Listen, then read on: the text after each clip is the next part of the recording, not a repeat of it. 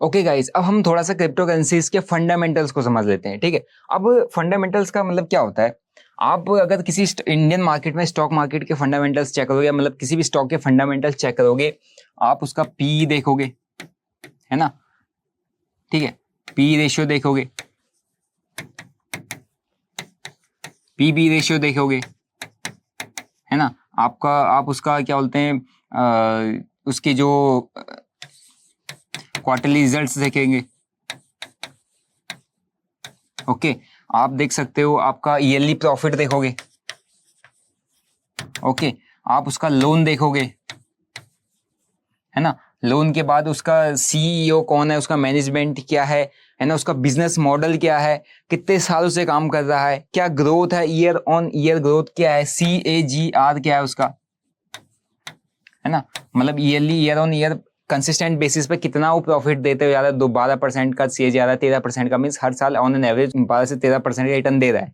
ठीक है, तो वो CAGR देखोगे। ये सारी चीजें आपको यहाँ देखनी पड़ती हैं। लेकिन जब हम बात करते हैं क्रिप्टो करेंसी की ओके, तो क्रिप्टो करेंसी में क्या होता है कि आप जब यहाँ पे एनालिसिस करते हो ना, फंडामेंटल मींस किसी भी क्रिप्टो को अगर आपको बाय सेल करना है, बाय करना चाहते हो, तो क्रिप्टो कितना स्ट्रांग है, क्या है उसका, क्या उसको हमने खरीदना है नहीं खरीदना है, उसको समझने के लिए यहाँ पर हम पीवी रेशियो नहीं देखते हैं, क्योंकि crypto currency is like unstable और ये बहुत अच्छे अच्छे रिटर्न देता है। जो 10-11 में, ये समझो 11-12 में 10-20 रुपए का था, जो 70-75-50-60-65 लाख के आसपास चल रहा है, मैंने अनएक्सपेक्टेड रिटर्न है। लेकिन अब यहाँ सारे फंडामेंटल बेसिस पे थोड़ा ना भाई, एक टेक्नोलॉजी के बेसिस पे, क्या ये टेक्नोलॉजी ऐसी थी कि लोगों को पसंद आती की डिमांड बढ़ती की, सप्लाई लिमिटेड है तो भाई प्राइस ऊपर चला गया। ओके, अब यहाँ पे जब हमको इसकी फंडामेंटल एनालिसिस करनी पड़ती है तो हमें क्या देखना पड़ता है? यहाँ पे टेक्नोलॉजिकल डेवलपमेंट्स हमें देखने पड़ते हैं कि यार ये जो क्रिप्टो करेंसी है, ये अपनी टेक्नोलॉजी को कितना स्मूथ और कितना इनहेंस बना रही है। अगर हमें कोई भी नई टेक्नोलॉजी पर काम करना है, जैसे हमें पता है बिटकॉइन एक ब्लॉकचेन सिस्टम पर काम करता है ना? ये लिमिटेड ही है, इसको कोई भी इनक्रप्ट नहीं कर सकता है, कोई भी इसको बीच में आके मतलब पायरेट नहीं कर सकता, या इसका कॉपी नहीं बना सकता है, या इसका मतलब कोई भी एक चोरी नहीं कर सकता। चोरी करेगा अपने पास रहेगा, लेकिन उस सीरीज का एक उस चोर के पास भी तो उस क्रिप्टो करेंसी ब्लॉकचेन की सीरीज का कोई एक कॉइन होगा ना, कोई एक नंबर होगा, स्पेसिफिक कोड। ठीक है, अगर वो कहीं से, अब वो किसी ना किसी के पास होगा, लेकिन वो लिमिटेड ही है, वो उसके 10 तो बता नहीं सकता, क्योंकि वो उस ब्लॉकचेन सिस्टम का एक पार्ट है, एक कॉइन है ना, एक सीक्रेट कोड है वो उसके पास है। ओके, तो यहाँ पे ऐसा कुछ नहीं है कि यहाँ पे कोई भी अपनी तरीके से क्रिएट करके बीच में डाल दे या उसके फेक बना के बेचने लग जाए, ऐसा कुछ नहीं है। ठीक है, तो ये इतना स्ट्रांग मॉडल था कि इसने बूम कर दिया, मीन्स ये सबको पसंद आ लेगा, इतना सेफ तरीका है, मतलब सेफ मॉडल है, सेफ ब्लॉकचेन सिस्टम बना हुआ है कि इसको कोई भी इनकरप्ट ऐसे नहीं कर सकता।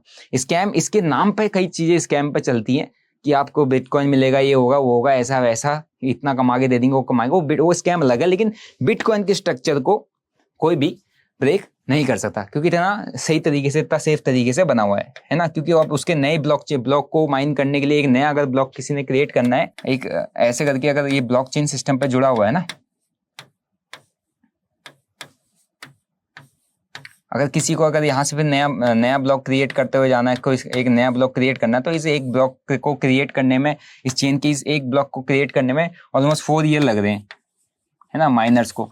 तो आप समझ लो इतना कॉम्प्लिकेटेड पजल है, तभी और लिमिटेड ही है, उससे ज्यादा बन भी नहीं सकते, उससे ज्यादा आ भी नहीं सकते, बना भी नहीं सकता कोई इसको, मतलब इसकी 2 कॉपी नहीं बना सकता, समझो। तो इसीलिए बिटकॉइन का क्या है, जब हमने इसकी टेक्नोलॉजिकल डेवलपमेंट्स देखे कि यार इसकी टेक्नोलॉजी इतनी अच्छी है, इतनी जबरदस्त बनाई हुई है कि इसको कोई भी, इतना सेफ है यहाँ पर इसको, इस एक कॉइन को रखना, भली प्राइस सप्लाई डिमांड पे चल रहा है, लेकिन ये कॉइन कभी भी आपका वो नहीं हो सकता, मतलब एक तरीके से ना, चोरी नहीं हो सकता, खराब नहीं हो सकता, या कॉपी नहीं हो सकता, है ना, या हैक नहीं हो सकता, कुछ भी नहीं हो सकता, क्योंकि आपके पास उसका एक सीक्रेट कोड है। वो एक हर एक कॉइन के पास एक अपना एक सीक्रेट कोड है, जो कि एक चेन के एक स्पेसिफिक, एक प्रॉपर एक चेन का एक पार्ट है। ठीक है, आपने उस पार्ट को अपने पास रखा हुआ है, आपके नाम पर वो वाला पार्ट, है ना, वो वाले सीरीज। ओके, तो इतना सेफ मॉडल था कि इसकी टेक्नोलॉजी इतनी स्ट्रांग थी कि ये बूम कर दिया।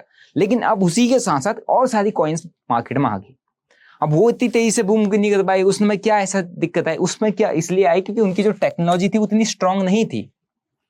डोज कॉइन था, डोज कॉइन मार्केट में आया तो वो खाली किसी के प्रमोशन से हो गया, जैसे एलन मस्क ने प्रमोट किया था कि डोज कॉइन, तो बूम हो गया, है ना। तो मतलब डोज कॉइन एक ऐसा कॉइन जिसका ऑलमोस्ट 70, 80, 90% कुछ चंद लोगों की जेब में था, है ना। आप सपोज करो कोई मार्केट में कोई 10% ही लोग ट्रेड कर रहे हैं और उसका 90% चीजें, 90% जो उसका पोर्शन है 10 लोगों की जेब में, तो अगर एक बंदे ने भी बेच दिया तो 10% का करेक्शन तो ऐसे ही आ जाएगा, 10% तो ऐसे ही पिट जाएगा बाजार। तो जो लोग 10% के बीच में ट्रेड करने में लगे वो तो सबके सब कंगाल हो जाएंगे, है नहीं। तो ये चीजें हैं कि उसका इतना मतलब इनकी टेक्नोलॉजी इतनी स्ट्रांग नहीं थी कि ये बिटकॉइन की तरीके से बूम नहीं कर पाए, है ना कर सकते हैं। अगर किसी भी कॉइन की टेक्नोलॉजी जैसे जैसे सुधरती जाती है ना, जैसे जैसे उसके अंदर टेक्नोलॉजिकल डेवलपमेंट्स आते हैं तो वो कॉइन बिटकॉइन के बाद second, third, fourth, fifth number पे रैंक करने लगता है, या उसकी डिमांड उतनी ज्यादा बढ़ने लग जाती है। तो हमें जब किसी भी क्रिप्टो करेंसी, किसी भी कॉइन पे वो करना है, इन्वेस्ट करना है, हम उस पर काम कर दें, तो हमें उसके टेक्नोलॉजिकल डेवलपमेंट्स को के साथ अपडेटेड रहना पड़ेगा, तभी हम उसको खरीद सकते हैं या रख सकते हैं अपने पास, है ना, या उस पर ट्रेड कर सकते हैं, जब हमें उसके पास उसके बारे में पता हो कि कितना सेफ है, लोगों की उस पर रिलायबिलिटी है नहीं है, लोग उस पर ट्रस्ट करते हैं नहीं करते हैं, ठीक है। इसको थोड़ा हम समझते हैं। When blockchain tech gets better, ठीक है। अब जैसे हमने आपको बताया था कि ब्लॉकचेन सिस्टम जब बहुत इतना स्ट्रांग बन गया, like handling more transactions and becoming safer, है ना, कि बहुत कितने ट्रांजेक्शन को कोई फर्क नहीं पड़ा और बहुत सेफ है, तो ये बूम कर गया, इसीलिए बूम कर गया, है ना। Investor get more confident and price can go up. यही मैं बोला था कि इन्वेस्टर को बहुत कॉन्फिडेंट है कि भैया ये प्योर ट्रांसपेरेंट चीज है और ट्रांजेक्शन्स यहाँ पे इजीली हो जाते हैं, इजीली ट्रांजेक्शन का कोई इशू नहीं है और एक सेफ साइड पे है ना, कोई भी इनकरप्ट नहीं कर सकता। तो इन्वेस्टर को क्या आता है, एक पैसे लगाने वाले को कॉन्फिडेंस आता है। आप अपने कॉन्फिडेंस पे ही तो पैसे लगा रहे हो कि मुझे भरोसा है। भरोसा तब होगा जब उसकी टेक्नोलॉजी काफी स्ट्रांग होगी, उसकी टेक्नोलॉजिकल जो डेवलपमेंट्स होंगे काफी अच्छे होंगे और भी अपग्रेड करता हुआ जा रहा होगा, ठीक है।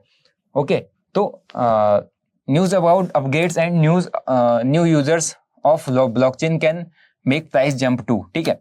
अब जैसे जैसे इसमें और अपडेट्स आएंगे, कुछ नया चीज हमें देखने को मिलेगा, कुछ नई टेक्नोलॉजिकल डेवलपमेंट्स करें या कुछ नया इसमें कॉन्सेप्ट और आ रहा है, या ऐसे कोई कौन आ रहा है जिसके कॉइन आया है जिसके अंदर इस तरीके का एक सिस्टम आया है, तो लोग उस पर भी ट्रस्ट करने लग जाएंगे, लोग उस पर भी अपना कॉन्फिडेंस लोगों का बनेगा, कॉन्फिडेंस बढ़ेगा तो पैसा आएगा, ठीक है। तो हमें क्रिप्टो करेंसीज के फंडामेंटल्स के लिए उसके टेक्नोलॉजिकल डेवलपमेंट्स को देखना होता है। फिर आते हैं न्यूज। अगर आप क्रिप्टो करेंसीज में काम कर रहे हो तो आपने देखा हो कुछ कॉइन्स हैं जो रातों रात कंगाल हो गई, कुछ इनके एक्सचेंज है जो रातों रात पिट गए, है ना, जिनके सीईओ पीओ जेल वेल चले गए, कुछ मनी लॉन्ड्रिंग, ये बहुत सारी चीजें होती है। तो आपको क्रिप्टो करेंसीज के अंदर न्यूज के साथ टाइम टू टाइम अपडेट रहना पड़ेगा, क्योंकि न्यूज फैक्टर बहुत ज्यादा है। किसी कंट्री ने, यूएस ने अगर बिटकॉइन को बैन कर दिया तो समझ पूरा वर्ल्ड खत्म, मतलब वर्ल्ड में जो बिटकॉइन का जितना लोगों का पैसा वैसा रातों रात साफ, है ना।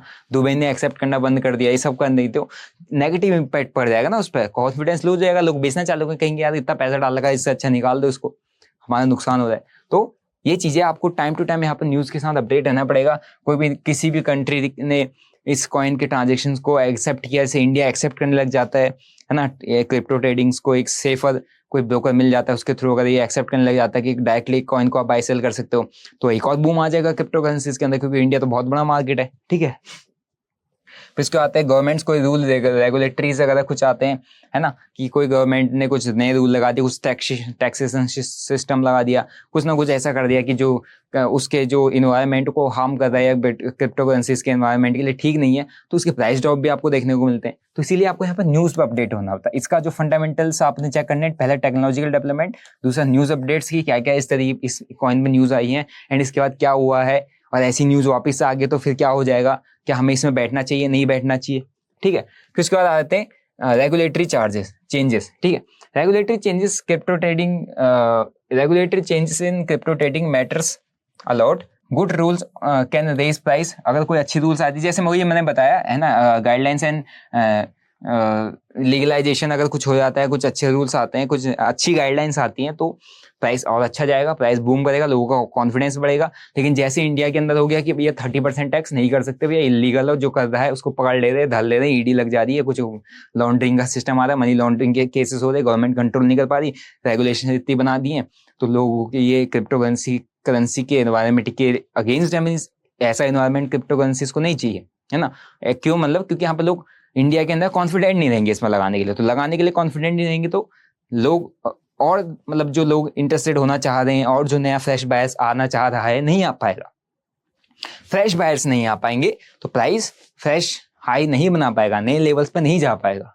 जाने के लिए नए बायर्स आने की जरूरत है। इतना बड़ा मार्केट है लेकिन यहाँ पर रेगुलेशन ऐसी है कि जो कि इस क्रिप्टो करेंसी के एनवायरमेंट के अगेंस्ट है, क्रिप्टो करेंसी के अगेंस्ट है गवर्नमेंट, यहाँ के रूल्स रेगुलेशन, तो फ्रेश बायर्स नहीं आएगा तो प्राइस ऊपर कैसे जाएगा, समझ लो। तो ये चीजें हैं, इसीलिए आपको रेगुलेटरी चेंजेस क्या हुए हैं, है ना, इस कॉइन पे क्या अपडेट हुई है, इस कॉइन में किसी टाइप का कुछ फ्रॉड ये वो चीजें तो नहीं निकली हैं, न्यूज के साथ अपडेट कहाँ कहाँ ये चलते हैं, कितने कंट्रीज के लोग इसमें पार्टिसिपेट कर रहे हैं, किस कौन सी मेजर कंट्रीज है जहां जहाँ पे इसका वॉल्यूम सबसे ज्यादा है, उस मेजर कंट्री में अगर कोई नेगेटिव न्यूज तो नहीं आ गई है, उस मेजर कंट्री में कोई बड़ा फ्रॉड, बड़ा स्कैम, ये बड़ा कुछ तो नहीं हो गया है, वो चीज़ों के साथ आपने अपडेट रहना पड़ेगा, तभी आप क्रिप्टो करेंसीज के फंडामेंटल्स में काफ़ी ज़्यादा स्ट्रांग हो पाओगे, अपडेटेड रहोगे। यहाँ पर अपडेटेड रहना जरूरी है, यहाँ पर कोई ऐसा स्पेसिफिक फंडामेंटल नहीं है। एक कॉइन का फंडामेंटल स्ट्रांग था तो वो काफ़ी अच्छा चला, लेकिन उसके साथ साथ जो और कॉइन आ रहे हैं उनके फंडामेंटल्स को आपको समझना पड़ेगा। कोई कॉइन लिमिटेड है तो वो बहुत स्ट्रांग है, उसकी डिमांड ज़्यादा है, उसका चेन सिस्टम काफ़ी अच्छा है, लेकिन कोई कॉइन अनलिमिटेड आ सकते हैं मार्केट में, तो उसका थोड़ा सा दिक्कत है। अनलिमिटेड होगी तो कितने बना देगा कि वैल्यू जीरो हो जाएगी, है ना, या मतलब अगर मार्केट में करेंसी या मार्केट में पैसा लिमिटेड ही सर्कुलेट हो रहा है तो आपका इकोसिस्टम, आपका जो मार्केट का एक इन्फ्लेशन है, महंगाई दर है, या मार्केट में एक आपकी इकोनॉमी सर्कुलेट तरीके से सही तरीके से चलेगी। लेकिन भैया मैं यहाँ से नोट छापते जाऊंगा बाजार में लाते जाऊंगा तो भैया लोगों के पास तो नोट ही नोट हो जाएंगे, है नहीं, गड्डियां हो जाएंगी। जब इस पेन को खरीदने के लिए यहाँ पे ये पेन एक ही है ना, या एक ही है, 10 हैं या 100 ही हैं, खरीदा इसके 1000 है ना, तो मेरे को इसको 100 रुपए का एक पेन बेचना है ले भैया। लेकिन लोगों के पास में तो गड्डियां बड़ी हैं, कहेगा 100 नहीं ला 500 पकड़, क्योंकि उसके बाद भरा हुआ है ना, 500 पकड़, 500 मैं कहूँगा लाल दे 500 ही ला, अगला कहेगा ला मैं 1000 दे रहा हूँ, वो कहेगा ला मैं 2000 दे रहा हूँ, वो कहेगा 5000 दूंगा। तो ऐसे ही इन्फ्लेशन बढ़ता है, इसीलिए गवर्नमेंट नोट नहीं छापती ऐसे, है ना। कितना रिजर्व है उसके बाद गोल्ड रिजर्व उतने ही क्या बोलते हैं कैश मार्केट में सर्कुलेट होता है। ऐसा नहीं होता कि आदमी ने प्रिंट कर दिया भैया। तो वही चीज है, अगर आप क्रिप्टो करेंसी में भी काम करते हो तो ऐसी कोई किसी भी कॉइन में आप इन्वेस्ट करके ज्यादा नहीं रखो कि वो कितनी भी बन सकती है। अगर वो कितनी भी बन सकती है तो कितनी भी बनाई जा सकती है और कभी भी आपका पैसा जीरो किया जा सकता है। वही कॉइन, वही क्रिप्टो करेंसीज पर रिलायबल हो, उसी कॉइन्स पर काम करो, उन्हीं कॉइन्स में इन्वेस्टेड रहो। अगर आपको इन्वेस्टमेंट करना है जो लिमिटेड हो, जिनका मतलब टेक्नोलॉजिकल स्ट्रक्चर तो काफी स्ट्रांग हो, टेक्नोलॉजीज काफी डेवलप्ड हो, है ना, और सेफ हो, सिक्योर हो, ट्रांजेक्शंस ट्रांसपेरेंट हो, वो आपके लिए बेस्ट है। ठीक है, तो फंडामेंटल्स के अंदर आपको यही 3 चीजों पे ध्यान देना पड़ता है, ना कि इन चीजों पे। ठीक है, यहाँ पे इन चीजों का कोई भी रोल नहीं है। ओके, रिटर्न्स की बात करें, किसी साल ये नेगेटिव में जाएगा 10, 20, 30, 40%, किसी साल ये आपको 100, 200, 300, 500% तक के भी बड़े बड़े रिटर्न्स दे जाएंगे। ठीक है, तो returns in crypto market are unpredictable.